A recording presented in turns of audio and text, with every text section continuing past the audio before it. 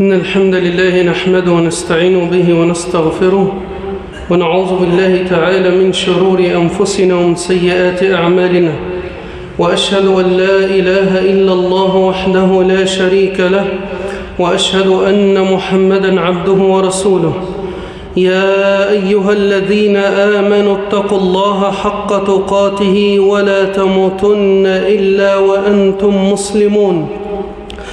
يا أيها الناس اتقوا ربكم الذي خلقكم من نفس واحدة وخلق منها زوجها وبث منهما رجالا كثيرا ونساء، واتقوا الله الذي تساءلون به والأرحام إن الله كان عليكم رقيبا.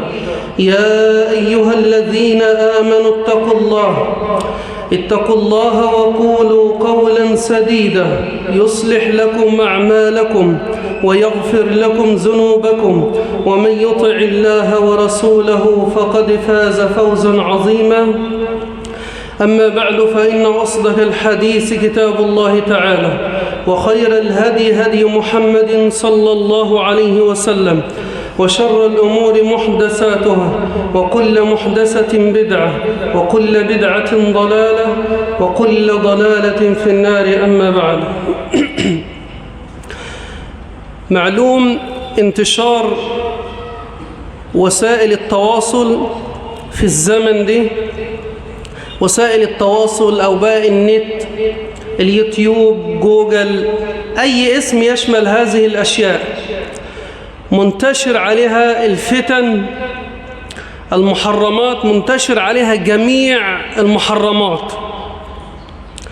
ومع ذلك لبعض الناس قد يضطر أن يدخل على هذه المواقع لأمر ضروري، شغله أو حاجة هو مضطر لها، فلذلك الدخول على المواقع دي إما أنك هتخش لضرورة، أو دخول يسمى دخول اختياري، يعني مش ضرورة ولا حاجة، بس زي ما بيقول وقت فاضي، أو دخول غفلة. الدخول الاضطراري اللي هي ضرورة، هو مضطر للشيء ده، لأن قبل ما نقول هو ليه للضرورة، إن لا شك أن هذه المواقع مليئة بالأشياء المحرمة، عليها يعني مداخل الشيطان السبعة. يعني العلماء حصروا خطوات الشيطان مع الإنسان، يعني الشيطان يعمل معاك إيه؟ فيدعو الإنسان للكفر بالله، ما استطاعش بيدعوك للشرك الأصغر، ما عرفش بيوقعك في البدع، ما عرفش يوقعك في الكبائر، ما عرفش يوقعك في الصغائر، ما عرفش يلهيك عن الطاعة، ما عرفش يسلط عليك الأعداء إن يشغلوك. دي اسمها مداخل الشيطان السبعة، إن أي معصية لازم واحدة من السبعة دول. على النت وهذه الوسائل لازم السبعة دول تلاقيهم موجودين، يبقى مليئة بالمحرمات. مدام هذه الأشياء محرمة يبقى الواجب عليك البعد إلا للضرورة، يعني تدخل عند الضرورة، كما قال الله عز وجل: إن في ذلك لذكرى لمن كان له قلب. وقال: فمن شاء اتخذ إلى ربه مآبا. وقال للنبي صلى الله عليه وسلم: إنما أنت منذر. وقال: فإنما عليك البلاغ وعلينا الحساب. فإن أردت النجاة، الدخول على هذه المواقع عند الضرورة، يبقى هذا الأمر الأول. لكن الضرورة لها ضوابط أخرى. إيه هي الضرورة؟ الضرورة اللجوء إلى الشيء بحيث لا يوجد له بديل، إنك تلتجئ للنت أو هذه الوسائل. ليه؟ لأن ما فيش بديل، يبقى دي أصبحت ضرورة. لكن لو في بديل هتبحث عن حاجة، لكن انت عارف فلان دي عارفها، يبقى خلاص اتصل بيه. النت مش ضرورة، مدام أيا كان إيه اللي انت عايزه ليه بديل، يبقى دخولك مش ضرورة، يبقى دخولك عند الضرورة. يعني ايه ضرورة؟ يعني ما فيش بديل إلا إنك تدخل. يبقى عند الضرورة الأمر الثاني لو دخلت الضرورة تقدر بقدرها، يعني مش داخل بقى حاجة تخلصها في 3-4 دقايق تخش 3-4 ساعات، لا، الضرورة تقدر بقدرها. الأمر الثالث برضه في ضوابط الضرورة بأنه ما أبيح لعذر بطل بزواله. يعني إيه؟ مثلا لو واحد مريض وهو ما جاش يصلي الجمعة، ليه؟ لأنه مريض مش قادر يتحرك، يبقى معذور بسبب المرض. طيب بعد 2-3 خف بقى، يخرج ويروح شغل ويمشي ويجي عادي. الجمعة الجاية ما ينفعش يقول أنا مش هصلي، ليه؟ لأني كنت مريض. لا، أبيح عليك ترك صلاة الجمعة لعذر المرض. المرض زال وما بقتش مريض، خلاص وجب عليك الصلاة. فكذلك أبيح عليك الدخول لضرورة الأمر معين، الأمر ده خلصته وانتهى وعرفته، بطلت الضرورة، يبقى وجب عليك الخروج وتبتعد عن النت، لأنه ما أبيح لعذر بطل بزواله. لذلك هنا برضو أمر خاص بالبلد. في بورتوس مثلا عاملين صفحة أموات بورتوس، ليه؟ مثلا حد مات، فهنا مثلا عايزين يعرفوا الناس مين اللي مات، ايه الضرورة هنا؟ عشان الناس تصلي عليه. فيبقى هنا أبيح للضرورة تقول فلانة بنت فلان مثلا ماتت، يبقى دي ضرورة لكن تقدر بقدرها، يعني اسم اللي ماتت فقط تقدر بقدرها، لكن صورتها حرام، حرام انك ترفع صورة الواحدة، لأن الضرورة تقدر بقدرها، قدر الضرورة اسمها بس فقط، اسم المتوفى فقط، وتقدر بقدرها. وما أبيح لعذر عشان مات والمصلحة أن الناس تعرف ويجوا يصلوا عليه ويدفنوه، لكن بقدرها. بعد سنة ما فيش حاجة اسمها الذكرى السنوية الأولى والثانية والثالثة، كل ده مش ضرورة، بل دي من مداخل الشيطان، وهو من فعل الجاهلية أصلا، لأن إخبار الناس بالميت اسمه نعي، والنعي للصلاة على الميت ودفنه جائز، اللي هو تخبر الناس إنه فلان مات من أجل أن يصلوا عليه ويدفنوه جائز. لكن في نعي محرم كانوا بيفعلوه في الجاهلية، اللي هو إخبار الناس لتجديد الأحزان، اللي هو الناس بيعملوه على صفحة أموات بورتوس الذكرى السنوية الأولى لفلان. طب إيه اللي هنستفادوا؟ الناس بتجدد عليهم الأحزان فقط، هذا حرام. يبقى هنا في ضوابط عند هذه الوسائل. الضرورة تقدر بقدرها، ما أبيح لعذر بطل بزوال. مع هذه الضرورة إنك داخل مثلا على النت بتسأل حد، هتكلم حد، تخش تعتز بدينك، هتكلم حد السلام عليكم ورحمة الله وبركاته، يبقى تبدأ متمسك بشعائر دينك.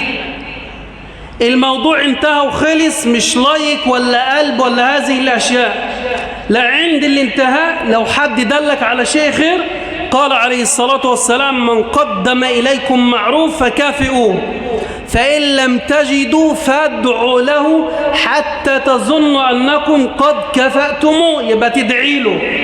فإن لم تستطيع إلا أن تقول جزاك الله خيرا، لكن ما تتغيرش قلب ومش عارف هذه الرموز، لا، انت مسلم تغير لكن لا تتغير.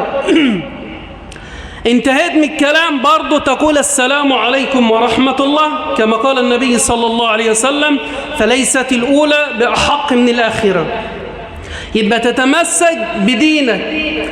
انت دخلت تكلم حد وجدت شيء حرام، مقطع محرم، أي شيء محرم، انت دخلت على واحد مثلا الواتس بتشوف الحالات، انت اللي داخل تشوف الحالة، مدام دخلت لو رفع أغنية، صورة الواحدة، أي شيء محرم، مدام دخلت ورأيت الحرام وجب عليك تنهى عن هذا الحرام.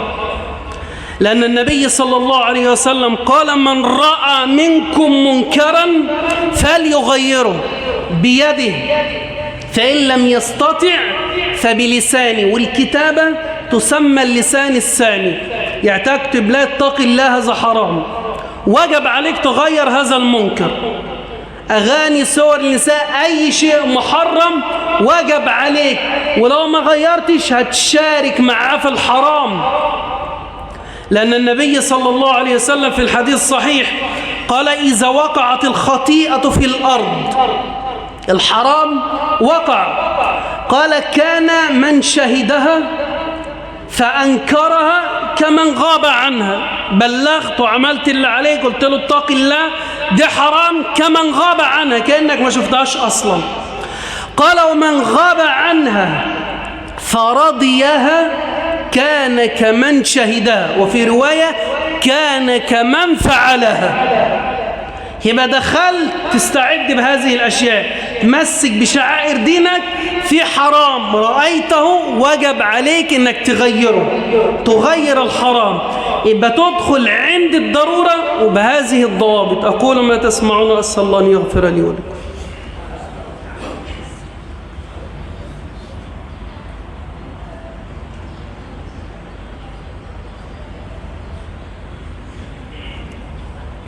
الحمد لله رب العالمين، وأشهد أن لا إله إلا الله وحده لا شريك له، وأشهد أن محمدًا عبده ورسوله، صلى الله وسلم عليه وعلى آله وأصحابه أجمعين. لو تأملت في المواقع، النت واليوتيوب وهذه الأشياء المليئة بالحرام، الله عز وجل من حكمته أنه إذا حرم شيء يسهل الوصول إليه، ويسهل الوصول إليه ابتلاء واختبار للإيمان. لذلك مثلا لو واحد رايح الحج، نسأل الله أن ييسر لنا الحج والعمرة، في الحج الله عز وجل قال: وحرم عليكم صيد البر ما دمتم حرمة. يعني لو واحد محرم فهو في الإحرام حرام عليه أن يصطاد، الشيء اللي هو محرم عليه أن يصطاده ده، مع أنه حرام عليه، الله عز وجل قال بأن يجعله سهل أوي أنك تصطاده، وسهل عشان يختبرك. قال الله تعالى: يا أيها الذين آمنوا ليبلونكم الله بشيء من الصيد تناله أيديكم ورماحكم. ليه؟ ليعلم الله من يخافه بالغيب. اختبار، مع انه حرام لكن بيقول هخليه سهل، اللي عايز يصطاد الحرام ده هخليه سهل. تناله أيديكم ورماحكم ابتلاء، ليعلم الله أن يظهر في الناس ويقيم عليك الحجة بجوارحك ان انت فعلا بتخشى الله ولا لا. في كل حرام، النظر للنساء، الغيبة والنميمة، السخرية، اتباع العورات، كل ده موجود على النت وسهل جدا انك تعمله، اختبار وابتلاء من الله عز وجل. لكن خد بالك، الفتن كل ما تخش عليها، والفتن كل ما تزداد بتاكل في دينك، كل ما تزداد تاكل في دينك، ممكن يصير بك الأمر تخرجك عن دينك أصلا. ذلك في الحديث صحيح البخاري، النبي صلى الله عليه وسلم بيوصف زمن الفتن. قال حذيفة رضي الله عنه: حدثنا النبي صلى الله عليه وسلم فقال: إن الله قد أنزل الأمانة في جذر قلوب الرجال، يعني الطاعات والإيمان في قلوب المسلمين. قال: فعلم من القرآن ما علموا، وعلموا من السنة ما علموا. عرفت عندك إيمان في قلبك، وعرفت القرآن بيؤمر بيه وينهى عن إيه، وعرفت من السنة بتؤمرك بيه وتنهى عن إيه. يبقى دي الإيمان في جذر قلوب الرجال. قال: ثم حدثنا النبي صلى الله عليه وسلم أنها تقبض الإيمان ده هيترفع تاني. فقال النبي صلى الله عليه وسلم: يغفل الرجل الغفلة فتقبض الأمانة. صلى الله العافية. الغفلة يعني يبدأ يخش على الحرام، اللي هو دخول اختياري بقى على النت. احنا قلنا للضرورة وضابط الضرورة، يخش على النت دخول اختياري، غفلة. قال النبي: فتقبض الأمانة، يعني الدين يقبض بعد ما كان صلاة وصوم والنوافل والطاعات والقرآن وعنده حياء وخلق وكل شيء في الدين. قال النبي: فتقبض الأمانة فلا يقم فيه إلا مثل الوقت. الوقت أثر شيء كان موجود، يعني مثلا عارف لو في رمل وعربية عدت من على الرمل دي، عدت ومشت، انت مثلا جيت بعد ساعة بتبص هتلاقي أثر العجل بتاع العربية، لكن العربية مش موجودة. انت بتقول كان في عربية، ايه اللي عرفك الأثر بتاعها؟ لكن العربية ما فيش أي شيء منها موجود، مشت. كذلك الفتن تقبض من دين الإنسان، يذهب دينه، يكون يدوب بعض الدين موجود. قال النبي: ثم يغفل الغفلة فتقبض منه الأمانة. اللي يفضل يخش على موقع الموقع على موقع الموقع على موقع، وكل ده دمار في دينك، يموت وفرحان ان ما فيش حد شايفه، وداخل ينظر لعورات النساء ويتتبع عورات الناس. شوف دخولك حتى على الموقع عشان ما ترديش نفسك، تلاقيه مثلا انظر فضيحة فلان وفلانة، فلان اللي افتضح بكذا. لو داخل تشوف الفضيحة، دخولك دليل ان ليك فضيحة انت كمان. داخل عشان تشوف فضيحة، بتفتح على نفسك باب الفضيحة اللي عندك، لأنك أنت عندك معاصي، ربك هيفضحك زي ما داخل تشوف الفضايح. في الحديث الصحيح قال النبي صلى الله عليه وسلم، قال: يا معشر، شوف أبو برزة الأسلمي قال: نادى النبي صلى الله عليه وسلم بأعلى صوتي حتى أسمع العواتق، فقال: يا معشر من آمن بلسانه ولم يدخل الإيمان قلبه، لا تغتابوا المسلمين ولا تتبعوا عوراتهم، فإنه من يتبع عورة أخيه يتبع الله عورته حتى يفضحه في بيته. في بيته قال أهل العلم يعني الذنوب اللي بتعملها في بيتك محدش شايفك، مستور. لما تتبع عورات الناس الله سيفضحك باللي كنت بتفعله في بيتك. هيفضحك ليه؟ لأنك رايح تتبع عورات الناس. يبقى الأصل ولا فضيحة فلان ولا فلانة ولا لك دعوة بشيء. نجي نفسك، ابعد، ملكش دعوة، نجي نفسك بدينك. ان الدخول من حرام لحرام لحرام ممكن يبعدك عن دينك اصلا.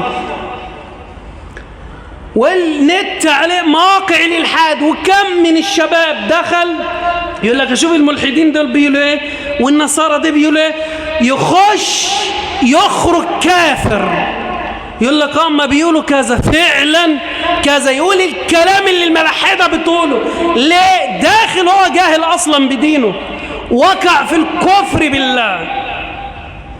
لذلك اهل النار اللي وقعوا في الكفر قالوا من اسباب دخولهم النار، قالوا وكنا في الدنيا نخوض مع الخائضين.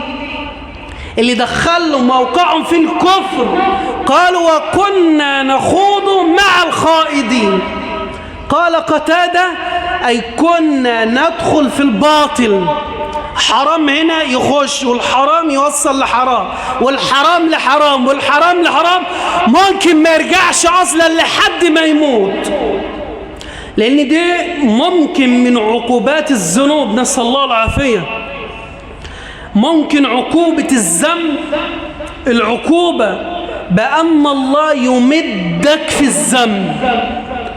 قال الله تعالى: قل من كان في الضلالة عقوبته ايه؟ فليمدد له الرحمن مدا.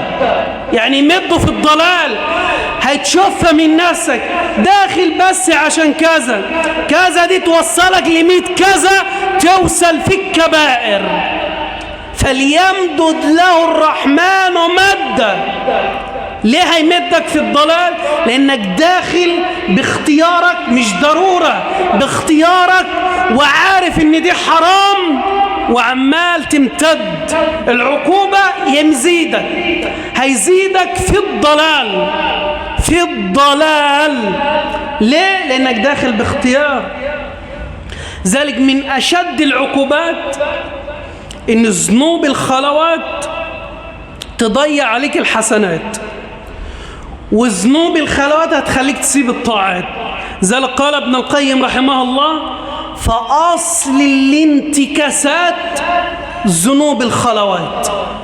يعني الطاعة سبتها ليه؟ لأنك في الخلوات بتعصي ربك.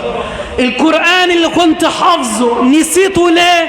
بسبب ذنوب الخلوات. قيام الليل سبته ليه؟ بسبب ذنوب الخلوات. فذنوب الخلوات أصل الانتكاسات، بل تضيع عليك، هي أمور متلازمة، تضيع عليك شيء من أعظم الأشياء. يعني من أعظم الأشياء التي تعينك على الطاعة وتبعدك عن الرذائل الحياء، إنك بتستحي. لكن الدخول على الحرام وتتبع الحرام يبدأ يضعف الحياء. ذلك في كتاب الفوائد قال ابن القيم رحمه الله: إذا عصى العبد في الخلوات دليل على ضعف الحياء، فإن أظهر المعاصي دليل إن الحياء كاد أن يضيع. فإن افتخر وفرح بأن الناس تراه يعصي، وصل بقى إن بيعصي والناس شايفاه وفرحان إن الناس شايفاه بيعصي، قال: فهذا الحياء مات عنده، وليس في فلاحه طمع إلا أن يحيي الله قلبه. ليه؟ لأن ده الشيء في كتاب مفتاح دار السعادة قال: فالخلق الذي هو من أعظم خلق الإنسانية الذي ميز الله به الإنسان عن سائر الحيوانات خلق الحياء. قال: فإذا ضاع هذا الخلق من الإنسان لم يبقى معه من نوع الإنسانية إلا اللحم والدم وصورة الإنسان، ولن يجد من الخير شيئا. لأن بسبب، قال: فبسبب وجود خلق الحياة تفعل الطاعات والفرائض والواجبات وصلة الأرحام وتبتعد عن الحرام وتغض بصرك بسبب وجود خلق الحياة. طب لو ضاع الحياة خلاص فتحت لنفسك بوابة الحرام. الحرام في الخلوات يضيع الحسنات. ذلك النبي صلى الله عليه وسلم قال في الحديث الصحيح، قال: لا يأتين أناس من أمتي يوم القيامة بحسنات. معنى أن يأتوا بحسنات يعني ناس كانوا فعلا بيعملوا العمل دي لله، متبعين الرسول بإخلاص، لكن ذنوب الخلوات. قال: لا يأتين أناس من أمتي يوم القيامة بحسنات مثل جبال تهامة بيض. قال النبي: فيجعلها الله هباء منثورا. كل الحسنات دي جبال حسنات، يا الله. يعني شوف كم القرآن اللي كان بيقرأه، وكان بيصوم كل سنة، وفي شدة الحر يصوم ويصلي ويفعل الطاعات، فيجعلها الله هباء منثورا. قالوا: يا رسول الله، الصحابة خايفين، ده حياتهم كلها عشان ينجوا. قالوا من هم؟ صفهم لنا نخشى أن نكون منهم. مين اللي حسناتهم هتضيع؟ قال يصلون كما تصلون، ويصومون كما تصومون، ويأخذون من الليل كما تأخذون، يعني بيصلوا قيام الليل، غير أنهم يعني السبب إذا خلوا بمحارم الله، ذنوب الخلوات، انتهكوها. أول ما يبقى مع نفسه مع التليفون خش على جميع المحرمات، الحرام دي هيضيع عليك الحسنات. ده لو عندك، يعني انت بتقرأ دي اصلا من القرآن، ايه الصيام اللي عندك، ايه قيام الليل اللي عندك، دي المعاصي دي تضيع عليك هذه الحسنات. السبب الدخول على هذه الاشياء، على المواقع لغير الضرورة، وتردي نفسك أصل أنا بعمل كذا، أصل أنا بعمل كذا. ذكرنا الضوابط، لو كنت صادق لا تدخل، مش هيفيدك النت، اقطعه من حياتك، في داهية النت. أما أنت ضيع دينك. يعني إذا كان بعض الناس، نسأل الله العافية ويشفي كل مريض، لو واحد جاله مرض معين في رجله أو إيده، الأطباء يقولوا له لازم تقطع الرجل دي، لازم تقطع الدراع دي لحد المكان الفلاني. طب يقطعوا ليه؟ ليه الإنسان بيرضى أن يقطع عضو من أعضائه؟ عشان يحافظ على باقي البدن. فإذا كنت ترضى بقطع عضو من بدنك عشان تحافظ على باقي البدن، فاقطع النت من حياتك عشان تحافظ على اللي باقي من دينك. دينك أولى، حافظ على دينك. يا أخي روح في 100 داهية اليوتيوب، لكن ما تضيعش دينك. ده لو لسه موجود، صلاة الفجر اللي في حياتك الله يرحمها، قيام الليل الله يرحمه، حفظ القرآن خلاص اتنسى، خلاص أذكار الصباح والمساء لو كنت حافظها وكنت بتقولها ضاعت. حافظ على اللي باقي من دينك بشرط اقطع هذه الأشياء من بيتك، فضلا عن الدياييس اللي سايب بقى النت لزوجته وولاده وبنته. راجل ديوس لا يغار بزوجته. النساء تخش على اليوتيوب على الصفحات دي رجولة يا راجل، سايب زوجتك عندها فيس وتخش لا أصل أنا عارف زوجتي. عارف زوجتك يا أخي، فين الغيرة؟ قال عليه الصلاة والسلام لا يدخل الجنة ديوس. قالوا من الديوس يا رسول الله؟ قال الذي لا يغار.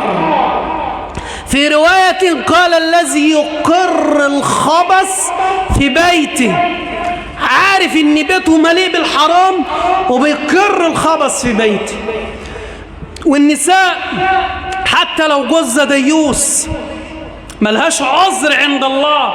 كل امرأة كما قال الله واتقين الله، كل امرأة واجب عليها تتقي الله. لو جوزها ديوس مش عذر، لو جوزها مهمل فيها وفي أولادها وجب عليها تحافظ على دينها وعلى أولادها وتقيمهم على طاعة الله. مش هينفعهم صور ومنظرة، والنهاردة فرح وبكرة تنزل صورة منظرة، والأمر هينتهي وفي الآخر القبور. ديدان في الآخر الجسم والمنظر كله هيروح في التراب. وهذه كما ذكرها الله عز وجل. شوف النبي صلى الله عليه وسلم بيبين لنا الدنيا دي مثل عجيب. قال النبي صلى الله عليه وسلم إن الله، شوف ربك هو اللي هيمثل لك الدنيا اللي احنا فرحانين بها، وصور ومناظر ومصايف، كله مناظر. قال النبي إن الله ضرب لابن آدم لدنياه بطعامه مثلا يا ربنا بقول لك الدنيا دي ادي لها مثل، عامله زي ايه؟ زي الطعام.